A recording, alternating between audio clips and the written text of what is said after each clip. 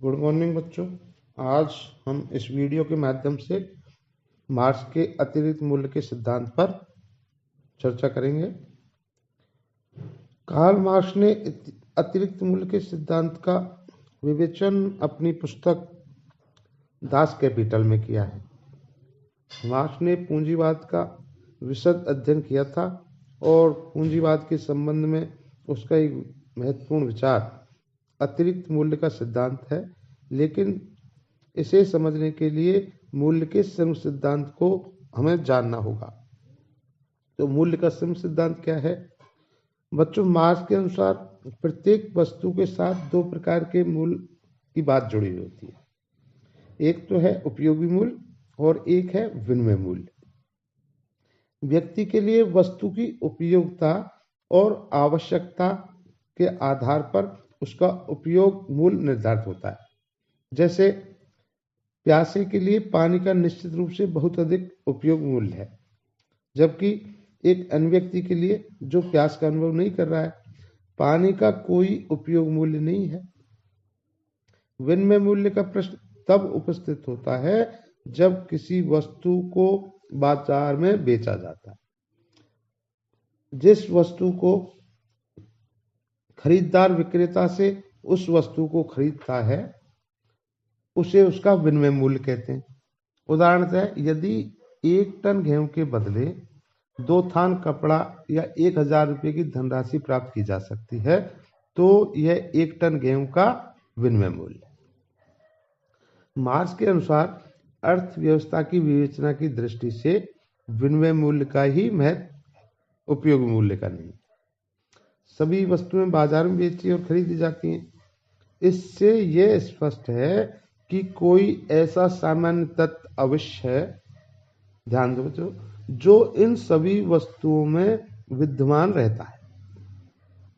वह तत्व श्रम ही हो सकता है जो सभी वस्तुओं में न्यून या अधिक मात्रा में विद्यमान है। अतः किसी वस्तु का विनिमय मूल्य मानव श्रम की उस मात्रा से निर्धारित होता है जो किसी विशेष समाज में उसके निर्माण के लिए खर्च किया जाना आवश्यक है। यही मूल्य का श्रम सिद्धांत है। अब मार्क्स का अतिरिक्त मूल्य का सिद्धांत क्या है? अपने मूल्य के श्रम सिद्धांत के आधार पर मार्क्स ने महत्वपूर्ण निष्कर्ष निकाले। उसका विचार है कि प्रत्येक वस्तु का वास्तविक मूल्य उस वस्तु पर खर्च किए गए केवल श्रम के अनुसार होता है, किंतु बाजार में वह वस्तु काफी ऊंचे मूल्य पर बेची जाती है और उसके बेचने से प्राप्त होने वाला अतिरिक्त धन पूंजीपति के द्वारा अपने पास लाभ के रूप में रख लिया जाता है। मार्क्स का कथन है कि पूंजीपति द्वारा अपने पास रख लिया गया यह धन ही अतिरिक्त मूल्य है। जो मार्क्स ने लिखा है, यह उन दो मूल्यों का अंतर है जिसे मजदूर पैदा करता है और जिसे वह वास्तव में पाता है। दूसरे शब्दों में हम कह सकते हैं यह वह मूल्य है जिसे पूंजीपति मजदूर के श्रम से प्राप्त करता है, जिसके लिए उसने मजदूर को कोई मूल्य नहीं चुकाया। मैक्सी के अनुसार यह वह मूल्य है जिसे पूंजीपति श्रमिकों के खून पसीने की कमाई पर पत्थर के रूप में वसूल करता है। उदाहरण के लिए किसी फैक्ट्री में यदि एक मजदूर एक साड़ी बनाता है तो उसे 6 रुपये मिलते हैं या 8 रुपये मिलते हैं, और मान लीजिए उस साड़ी में लगने वाली सामग्री की कीमत 8 रुपये है, किंतु वह साड़ी बाजार में 20 रुपये में बिकती है। इस प्रकार साड़ी का लागत मूल्य क्या हुआ? 6 रुपये उसकी मजदूरी और 8 रुपये उसके सामग्री, यानी 14 रुपये हुए। तो उसके विक्रय मूल्य यानी 20 रुपये में से 14 रुपये निकाल देने के बाद 6 रुपये ऐसा अतिरिक्त मूल्य है जिसे पूंजीपति बिना किसी प्रकार का परिश्रम किए ही प्राप्त कर लेता है।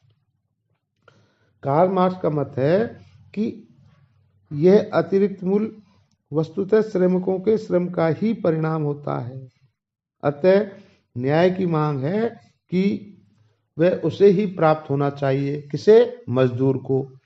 चूंकि श्रमिक लोग वर्तमान उत्पादन व्यवस्था में उत्पादन के साधनों के स्वामी नहीं होते, इसलिए उन्हें उनके श्रम से उत्पन्न यह अतिरिक्त मूल्य प्राप्त नहीं हो पाता तथा वह उन पूंजीपतियों द्वारा हड़प लिया जाता है जो उन साधनों के स्वामी होते हैं।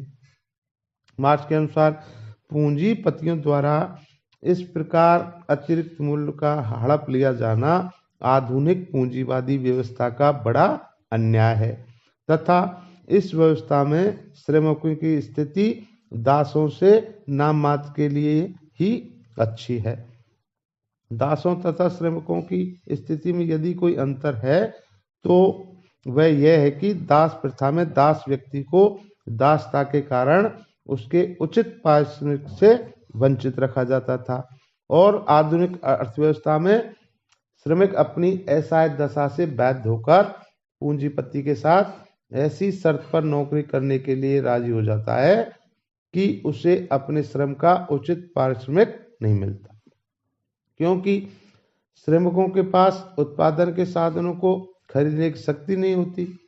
वे बाध्य होकर अपना श्रम पूंजीपतियों को नाम मात्र की कीमत पर बेच देते हैं तथा इस प्रकार उनके श्रम से उत्पन्न अतिरिक्त मूल्य पूंजीपतियों की जेबों में चला जाता है।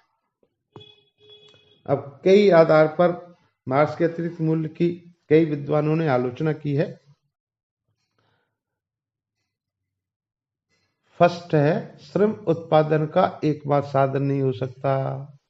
मार्क्स ने आर्थिक व्यवस्था के संबंध में श्रम को ही वस्तु के मूल्य का एकमात्र व अंतिम निर्धारित तत्व माना है और यह प्रतिपादित किया है कि पूंजीपति जिसे लाभ कहते हैं वह श्रम का अतिरिक्त मूल्य ही है। किंतु मार्क्स का यह विचार त्रुटिपूर्ण है, क्योंकि श्रम के अतिरिक्त भूमि, पूंजी, प्रबंध और साहस के द्वारा भी उत्पादन के साधन के रूप में कार्य किया जाता है। दूसरा आधार है आलोचना का, पूंजीपति द्वारा किए जाने वाले अनेक व्ययों का उल्लेख नहीं है। मार्क्स के द्वारा इस बात को ध्यान नहीं रखा गया कि वस्तुओं के उत्पादन में पूंजीपति को श्रमिक के अतिरिक्त अन्य अनेक बातों पर धनराशि व्यय करनी पड़ती है। मिल मालिकों के कारखानों में सुधार, मशीनों की घिसावट, श्रमिकों को उत्तम जीवन उपलब्ध कराना, बेकारी के बीमे, बोनस आदि देने में धनराशि पूंजीपति को मजदूरों को देनी होती है। इसका मार्क्स ने कोई जिक्र नहीं किया। अगली आलोचना का आधार है सिद्धांत बिल्कुल अस्पष्ट और अतिरंजित। मार्क्स के सिद्धांत का बड़ा दोष यह है कि इसमें मूल्य और कीमत आदि शब्दों के प्रयोग मनमाने अतिरंजित ढंग से किए गए हैं। उसने अपने ग्रंथों में मूल्य के सिद्धांत का प्रतिपादन किया है, किंतु जैसा कि अलेक्जेंडर ग्रे कहते हैं, कोई भी हमें यह नहीं बता सकता कि मूल्य से मार्क्स का वास्तव में क्या अभिप्राय था।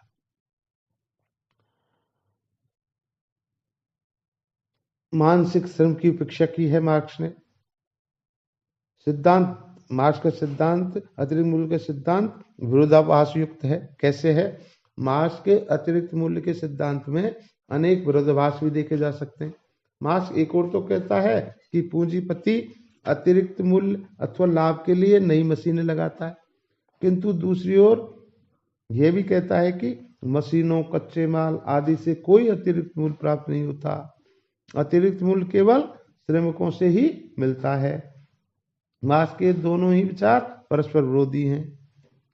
सिद्धांत आर्थिक कम और प्रचारात्मक अधिक लगता है। वास्तव में अतिरिक्त मूल्य का सिद्धांत आर्थिक होने की अपेक्षा प्रचारात्मक अधिक है, क्योंकि उसका उद्देश्य वस्तु के मूल्य के कारण की विधिवत विवेचना नहीं, वरन पूंजीपति व्यवस्था के श्रृंखला के साथ किए जाने वाले अन्याय का प्रचार है। इस संबंध में हेंट ने लिखा है, मार्क्स का यह अतिरिक्त मूल्य का सिद्धांत किसी भी रूप में मूल्य का सिद्धांत नहीं है। ये वास्तव में शोषण का सिद्धांत है, जिसके द्वारा दिखाने की चेष्टा की गई है कि साधन संपन्न वर्ग सदैव ही साधनहीन वर्ग के श्रम पर जीवित रहता है। ओके, जय हिंद बच्चों।